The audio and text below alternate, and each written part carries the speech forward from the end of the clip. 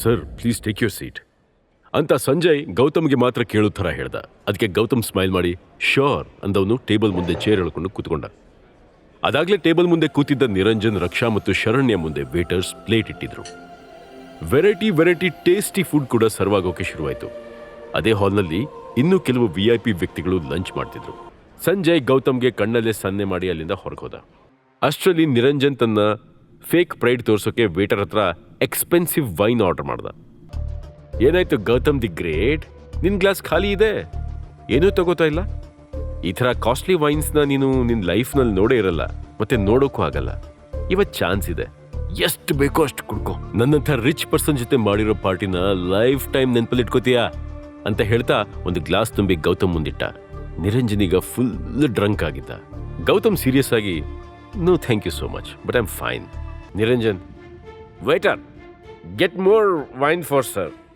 ಇವತ್ತು ಸರ್ ನಮ್ಮ ಮುಂದೆ ಓಪನ್ ಆಗಿ ಡ್ರಿಂಕ್ ಮಾಡ್ತಾರೆ. ಗೌತಮ್ ಗಂಭೀರವಾಗಿ, Niranjan I said no, I don't drink, don't force me.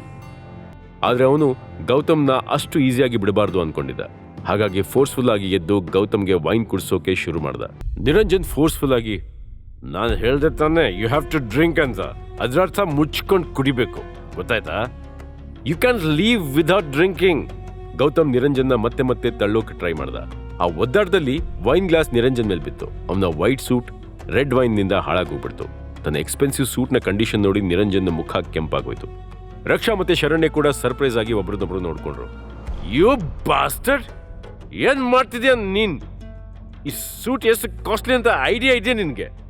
ಜೀವನ ಪೂರ್ತಿ ಕೆಲಸ ಮಾಡಿದ್ರು ಈ ಸೂಟ್ನ ಪ್ರೈಸ್ ಪೇ ಮಾಡೋಕ್ಕಾಗಲ್ಲ ನಿನ್ನ ಹತ್ರ. ನಿರಂಜನ್ ನೆಕ್ಸ್ಟ್ ಆಕ್ಷನ್ ತಗೊಳ್ಳೋ ಮೊದಲು ತುಂಬಾ ಜನ ಡೋರಿಂದ ಎಂಟರ್ ಆಗೋದನ್ನ ನೋಡ್ದ. ಎಲ್ರ ಕೈಲೂ ದೊಡ್ಡ ಗನ್ಸ್ ಮತ್ತೆ ವಾಕಿ ಟಾಕೀಸ್ ಇದ್ವು. ಅದರಿಂದ ಅವರು ಸುತ್ತ ನೋಡ್ತಾ ಒಬ್ರಿಗೊಬ್ರು ಕಮಾಂಡ್ ಕೊಟ್ಕೋತಿದ್ರು. ಅದನ್ನ ನೋಡಿ ರಕ್ಷಾ ಮತ್ತೆ ಶರಣ್ಯ ಕೂಡ ಸರ್ಪ್ರೈಸ್ ಆದ್ರು. ಸ್ವಲ್ಪ ಹೊತ್ತಿಗೆಲ್ಲ ಎಲ್ಲಾ ಜನರು ಡೈನಿಂಗ್ ಹಾಲ್ನ ಬೇರೆ ಬೇರೆ ಕಾರ್ನರ್ಗೆ ಹೋಗಿ ನಿಂತ್ಕೊಂಡ್ರು. ಗೌತಮ್ಗೆ ಇಲ್ಲೇನೋ ಆಗ್ತಿದ್ಯಲ್ಲ ಅನ್ನೋ ಫೀಲ್ ಬರ್ತಾ ಇತ್ತು. ನಿರಂಜನ್ ಇನ್ನೂ ಟೈಟ್ ಆಗೇ ಮಾತಾಡ್ತಿದ್ದ. ಎಲ್ಲರ ಕಣ್ಣುಗಳು ಡೋರ್ ಮೇಲೇನೆ ಇತ್ತು. ಅದೇ ಮೊಮೆಂಟ್ಗೆ ಬ್ಲ್ಯಾಕ್ ಸೂಟ್ನಲ್ಲಿ ಹೈಟ್ ಬ್ರಾಡ್ ಆಗಿರೋ ವ್ಯಕ್ತಿ ತನ್ನ ಬಾಯಲ್ಲಿ ಸಿಗಾರ್ ಜೊತೆ ಎಂಟರ್ ಆಗಿ ಎಲ್ಲರನ್ನು ನೋಡ್ದ. ಗೌತಮ್ ಒಂದೇ ಲುಕ್ನಲ್ಲಿ ಆ ಮನುಷ್ಯನ ರೆಕಗ್ನೈಸ್ ಮಾಡ್ದ. ಅವನು ಸಿಟಿಯ famous business man Manoj Shetty. ಗೌತಮ್ನ ಫಾದರ್ ಜೊತೆ ಬಿಸ್ನೆಸ್ನಲ್ಲಿ ಪಾರ್ಟ್ನರ್ ಆಗೋಕೆ ತುಂಬಾ ಸಲ ಟ್ರೈ ಮಾಡಿದ್ದ, ಆದರೆ ಅದು ವರ್ಕ್ ಆಗಿರಲಿಲ್ಲ. ಪ್ರೆಸೆಂಟ್ಲಿ ಮನೋಜ್ ಬೆಂಗಳೂರಲ್ಲಿ ಓನ್ ಆಗಿ ಸಪರೇಟ್ ಎಂಪೈರ್ ಬಿಲ್ಡ್ ಮಾಡ್ಕೊಂಡಿದ್ದ. ಹೀಗಾಗಿ ಮನೋಜ್ಗೆ ಗೌತಮ್ ತುಂಬಾ ಚೆನ್ನಾಗಿ ಗೊತ್ತು. ಮನೋಜ್ ಎಂಟರ್ ಆದ ತಕ್ಷಣ ಅವನು ತನ್ನ ಸಿಗಾರ್ನಿಂದ ಒಂದು ಪಫ್ ತಗೊಂಡು ಸುತ್ತಲೂ ನೋಡ್ತಾ ಸ್ಟ್ರೈಟ್ ಆಗಿ ಸಂಜಯ್ ಹತ್ರ ಹೋದ. ಸಂಜಯ್ ಫರ್ಮ್ ಆಗಿ, come mister Manoj, welcome welcome.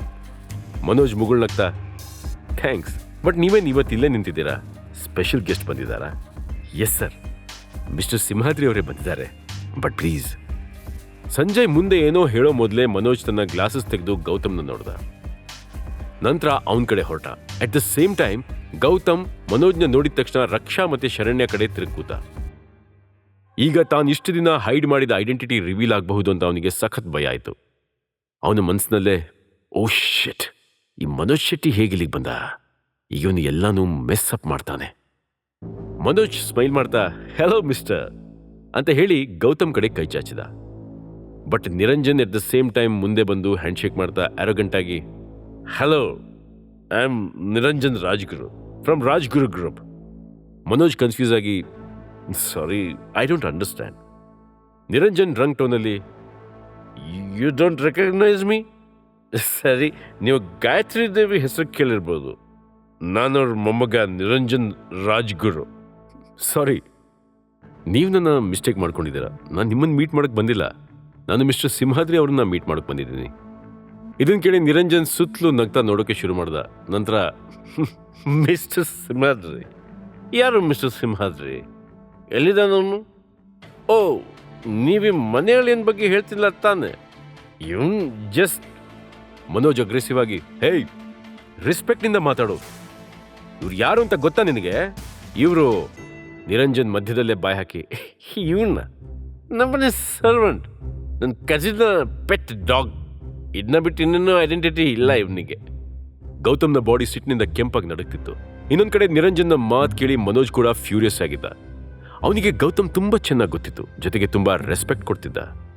Manoj ಸಿಟ್ಟಿನಿಂದ, you don't know how to respect anyone ಅನ್ಸುತ್ತೆ. ಮಿಸ್ಟರ್ ಸಿಂಹಾದ್ರಿ ಏನು ಹೇಳಲ್ಲ ಅಂತ ನನಗೆ ಗೊತ್ತು, ಆದರೆ ನಾನು ಡೆಫಿನೆಟ್ಲಿ ಇದಕ್ಕೆ ಆನ್ಸರ್ ಕೊಡ್ತೀನಿ ಅಂತ ಹೇಳಿ ಮನೋಜ್ ತನ್ನ ಮನುಷ್ಯಂಗೆ ಸೈನ್ ಮಾಡ್ದ. ಆ ಮನುಷ್ಯ ಕೂಡಲೇ ಟೇಬಲ್ ಮೇಲೆ ಇಟ್ಟಿದ್ದ ವೈನ್ ಬಾಟಲ್ ತೆಗೆದು ನಿರಂಜನ್ಗೆ ಕುಡಿಸೋಕೆ ಸ್ಟಾರ್ಟ್ ಮಾಡ್ದ. ನಿರಂಜನ್ನ ರೆಸ್ಕ್ಯೂ ಮಾಡೋಕೆ ಯಾರೂ ಮುಂದೆ ಬರೋ ಧೈರ್ಯ ಮಾಡಲಿಲ್ಲ. ನಿರಂಜನ್ಗೆ ಈಗ ತನ್ನನ್ನು ಕಂಟ್ರೋಲ್ ಮಾಡ್ಕೊಳ್ಳೋಕೆ ಆಗಲಿಲ್ಲ. ಅವನ ಕಣ್ಣು ಮಂಜಾಗ್ತಾ ಇತ್ತು. ಆಗ ಮನೋಜ್ ಫರ್ಮ್ ಆಗಿ, I hope this will bring you to your senses. ಮತ್ತೆ ಇದು ವರ್ಕ್ ಆಗಿಲ್ಲ ಅಂದರೆ ಲೆಟ್ ಮೀ ನೋ. ಇಂಥವ್ರಿಗೆ ಏನು ಮಾಡಬೇಕು ಅನ್ನೋದು ನನಗೆ ತುಂಬ ಚೆನ್ನಾಗಿ ಗೊತ್ತು. ಮನೋಜ್ನ ಮಾತಿಗೆ ಅಗೇನ್ಸ್ಟ್ ಆಗಿ ಯಾರೂ ಏನನ್ನು ಹೇಳೋಕೆ ಧೈರ್ಯ ಮಾಡಲಿಲ್ಲ. ಮತ್ತೆ ಮನೋಜ್ ಸೀರಿಯಸ್ ಆಗಿ, ಸಾರಿ ಮಿಸ್ಟರ್ ಸಿಂಹಾದ್ರಿ, ನೀವು ಇಷ್ಟೊಂದೆಲ್ಲ ಟ್ರಬಲ್ ಫೇಸ್ ಮಾಡಬೇಕಾಯ್ತು. ಎನಿವೇ, ಇಲ್ಲಿ ಯಾಕಿದ್ದೀರಾ? ಯಾರಿವರೆಲ್ಲ? ಇವ್ರ ಜೊತೆಗೆ ನೀವ್ಯಾಕೆ ಕೂತಿದ್ದೀರಾ? ಯಾರಿಗೂ ಮಾತಾಡೋ ಮ್ಯಾನರ್ಸ್ ಕೂಡ ಗೊತ್ತಿಲ್ಲ. ಗೌತಮ್ ಸ್ವಲ್ಪ ಸಣ್ಣ ಧ್ವನಿಲಿ, ಮಿಸ್ಟರ್ ಮನೋಜ್, ಇವ್ರು ನನ್ನ ಪರಿಚಯದವರು, ನಾನು ನಂತರ ಬಂದು ನಿಮ್ಮ ಜೊತೆ ಮಾತಾಡ್ತೀನಿ. ಮನೋಜ್ ಕೂಡಲೇ ಶ್ಯೂರ್ ಶ್ಯೂರ್. ಗೌತಮ್ ನೆಕ್ಸ್ಟ್ ಮೊಮೆಂಟ್ಲೇ ತನ್ನ ಶೇಕ್ ಹ್ಯಾಂಡ್ ಮಾಡೋಕೆ ಕೈ ಚಾಚ್ದ. ಮನೋಜ್ಗೆ ಗೌತಮ್ನ ಕಣ್ಣು ನೋಡಿ ಮುಂದೆ ಏನು ಹೇಳೋಕ್ಕಾಗಲಿಲ್ಲ. ಮನೋಜ್ ಸ್ಮೈಲ್ ಮಾಡ್ತಾ, please call me as soon as you are free ಅಂತ ಹೇಳಿ ಅಲ್ಲಿಂದ ಹೊರಟೋದ. ನಿರಂಜನ್, ಶರಣ್ಯ ಮತ್ತು ರಕ್ಷಾಗೆ ತಮ್ಮ ಕಣ್ಣನ್ನು ತಾವೇ ನಂಬೋಕ್ಕಾಗ್ತಿರ್ಲಿಲ್ಲ. ಗೌತಮ್ ಥರ ಆರ್ಡಿನರಿ ಮ್ಯಾನ್ಗೆ ಮನೋಜ್ನಂತ ಬಿಸ್ನೆಸ್ ಮ್ಯಾನ್ ರೆಸ್ಪೆಕ್ಟ್ ಕೊಟ್ಟಿದ್ದು, ಜೊತೆಗೆ ಹ್ಯಾಂಡ್ ಶೇಕ್ ಮಾಡಿದ್ದು ಎಲ್ಲರಿಗೂ ಸರ್ಪ್ರೈಸಿಂಗ್ ಆಗಿತ್ತು. ಈಗ ಗೌತಮ್ ಸೀರಿಯಸ್ ಆಗಿ, ಲಂಚ್ ಮುಗೀತಲ್ವಾ, ನಾನೀಗ ಹೋಗಬೇಕು. ರಕ್ಷಾ, ಅನ್ವಿತಾ ನಿನ್ನನ್ನು ತುಂಬ ಬೇಗ ಮೀಟ್ ಮಾಡ್ತಾಳೆ, ನಾನು ಅವಳಿಗೆ ಇನ್ಫಾರ್ಮ್ ಮಾಡ್ತೀನಿ ಅಂತ ಹೇಳಿ ಗೌತಮ್ ಟೇಬಲ್ ಮೇಲೆ ಚೆಲ್ಲಾಪಿಲ್ಲಿ ಆಗಿರೋ ವೈನ್ ಬಾಟಲ್ಸ್ ನೋಡಿದವನು ಸುಮ್ಮನೆ ಒಂದು ಸ್ಮೈಲ್ ಮಾಡಿ ಹೊರಗೆ ಬಂದ. ಸಂಜಯ್ ಕೂಡ ಗೌತಮ್ ಹಿಂದೆ ಹೊರಗಡೆ ಹೋದ. ಗೌತಮ್ ಹೊರಟೋದ ತಕ್ಷಣ ನಿರಂಜನ್ ರಕ್ಷಾ ಕಡೆ ನೋಡ್ದ. ಅವಳ ಕಣ್ಣಲ್ಲಿ ಇರಿಟೇಷನ್ ಕ್ಲಿಯರ್ ಆಗಿ ಕಾಣ್ತಾ ಇತ್ತು. ನಿರಂಜನ್ ತೊದಲ್ತಾ, ರಕ್ಷಾ, ಐ ಆಮ್ ಸಾರಿ ದ್ಯಾಟ್ ಅಂತ ಏನೋ ಹೇಳೋಕೆ ಬಂದ. ರಕ್ಷಾ ಅವನನ್ನು ಇಂಟರಪ್ಟ್ ಮಾಡ್ತಾ, ನಿರಂಜನ್, ನನಗೆ ಸ್ವಲ್ಪ ಅರ್ಜೆಂಟ್ ವರ್ಕ್ ಇದೆ, ಥ್ಯಾಂಕ್ಸ್ ಫಾರ್ ದ ಲಂಚ್ ಅಂತ ಹೇಳಿ ನೆಕ್ಸ್ಟ್ ಮೊಮೆಂಟ್ಗೆ ಎದ್ದು ಸಿಟ್ಟಿಂದ ಹೊರಗಡೆ ಹೋಗ್ಬಿಟ್ಲು. ಅವಳ ಆಂಗ್ರಿ ಫೇಸ್ ನೋಡಿ ಶರಣ್ಯ ತಕ್ಷಣ ಅವಳನ್ನ ಫಾಲೋ ಮಾಡಿದ್ಲು. ಈಗ ನಿರಂಜನ್ ಮಾತ್ರ ಟೇಬಲ್ನಲ್ಲಿ ಒಬ್ಬನೇ ಕೂತಿದ್ದ. ಅವನ ಕಣ್ಣು ಕೆಂಪಾಗಿದ್ವು. ಅವನ ಹತ್ರ ಪ್ರಾಪರ್ ಆಗಿ ದಿಲ್ಲೋಕೂ ಆಗಿರಲಿಲ್ಲ. ನಿರಂಜನ್ ಅವನಷ್ಟಕ್ಕೆ, ಈ ಗೌತಮ್ಗೆ ಇಷ್ಟೊಂದು ದೊಡ್ಡ ಬಿಸ್ನೆಸ್ ಮ್ಯಾನ್ ಪರಿಚಯ ಹೇಗಿದೆ? ಈ ಮನೆ ಅಳಿಯನ್ನ ರಿಯಲ್ ಐಡೆಂಟಿಟಿ ಏನು ಅಂತ ಹೇಳ್ಕೊಂಡ. ಒಂದು ಕಡೆ ನಿರಂಜನ್ ಗೌತಮ್ ಬಗ್ಗೆ ಸಸ್ಪಿಷಿಯಸ್ ಆಗಿದ್ದ, ಇನ್ನೊಂದು ಕಡೆ ಗೌತಮ್ ಅದೇ ವಿಷಯದ ಬಗ್ಗೆ ಭಯ ಪಟ್ಟಿದ್ದ. ಆಟೋದಲ್ಲಿ ಮನೆಗೆ ಹೋಗುವಾಗ ಅದೇ ಅವನ ಮೈಂಡಲ್ಲಿ ಮತ್ತೆ ಮತ್ತೆ ಬರ್ತಿತ್ತು. ಸ್ವಲ್ಪ ಹೊತ್ತಿಗೆ ಅವನು ಮನೆಗೆ ತಲುಪಿದ, ಮತ್ತೆ ಡೋರ್ ಬೆಲ್ ಪ್ರೆಸ್ ಮಾಡ್ದ. ತಕ್ಷಣ ಅನ್ವಿತಾ ಅವನ ಮುಂದೆ ನಿಂತಿರೋದನ್ನ ನೋಡ್ದ. ಅನ್ವಿತಾ ಸರ್ಪ್ರೈಸ್ ಆಗಿ, ಗೌತಮ್, ನೀನೇನು ಇಷ್ಟು ಬೇಗ ವಾಪಸ್ ಬಂದೆ? ಮತ್ತೆ ರಕ್ಷಾ? Gautam, she's fine. ನಿರಂಜನ್ ಮತ್ತೆ ಶರಣ್ಯ ಕೂಡ ಬಂದಿದ್ರು. ನಾನು ಸ್ವಲ್ಪ ಹೊತ್ತು ಅವ್ರ ಜೊತೆ ಕೂತೆ. ನಂತರ ರಕ್ಷಾ ರಾಜ್ಗುರು ಹೌಸ್ಗೆ ಹೊರಟೋದ್ಲು. ಅನ್ವಿತಾ ಡೀಪ್ ಬ್ರೆತ್ ತಗೊಂಡು, ಇಟ್ಸ್ ಓಕೆ, ಎನಿವೇ ರಕ್ಷಾ ಇಲ್ಲಿಗೆ ಬರೋದಿಲ್ಲ ಬಿಡು ಅಂತ ಹೇಳಿ ಗೌತಮ್ನ ನೋಡೋಕೆ ಶುರು ಮಾಡಿದ್ಲು. ಗೌತಮ್ ಇನ್ನೂ ತನ್ನ ಐಡೆಂಟಿಟಿ ರಿವೀಲ್ ಆಗಿಬಿಟ್ರೆ ಅನ್ನೋದನ್ನು ಥಿಂಕ್ ಮಾಡ್ತಿದ್ದ. ಅವನು ತನ್ನಷ್ಟಕ್ಕೆ, ಇವತ್ತು ಮನೋಜ್ ಬಂದು ಎಲ್ಲನೂ ಹಾಳು ಮಾಡ್ದ. ಅಕಸ್ಮಾತ್ ಈ ನಿರಂಜನ್ ಮತ್ತು ಶರಣ್ಯಗೆ ನನ್ನ ಬಗ್ಗೆ ಅನುಮಾನ ಬಂದರೆ ಮುಂದೆ ನನ್ನ ದಾರಿ. ಫೈನಲಿ ನಿರಂಜನ್ ಗೌತಮ್ನ ರಿಯಲ್ ಐಡೆಂಟಿಟಿ ಫೈಂಡ್ ಔಟ್ ಮಾಡ್ತಾನ. ಮನೋಜ್ ಮತ್ತೆ ಗೌತಮ್ನ ಮೀಟ್ ಆಗ್ತಾನ. ಗೌತಮ್ನ ನೆಕ್ಸ್ಟ್ ಸ್ಟೆಪ್ ಏನು? ಎಲ್ಲಾ ಪ್ರಶ್ನೆಗಳಿಗೆ ಉತ್ತರ ತಿಳ್ಕೊಳ್ಬೇಕು ಅಂದ್ರೆ ಕೇಳ್ತಾ ಇರಿ. ಈಗಲೇ ಡೌನ್ಲೋಡ್ ಮಾಡಿ ಕೇಳಿ ರಾಯಲ್ ವಾರಸ್ದಾರ, ಕೇವಲ ಪಾಕೆಟ್ ಎಫ್ಎಂ ನಲ್ಲಿ.